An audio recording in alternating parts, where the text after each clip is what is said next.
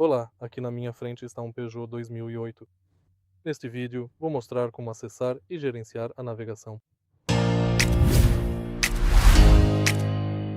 Para começar, vamos para a tela inicial e, a partir dela, selecione Navegação.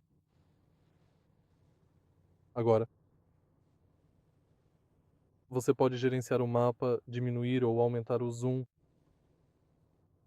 Centralize novamente e acesse o menu. Aqui você pode pesquisar em casa, no trabalho, destinos recentes e lugares que frequento. Você pode alterar o modo de mapa e ativar ou desativar a orientação por mapa.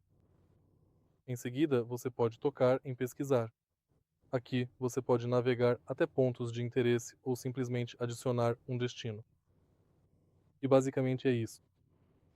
Se você achou este vídeo útil, por favor, deixe seu like, comente e se inscreva no canal.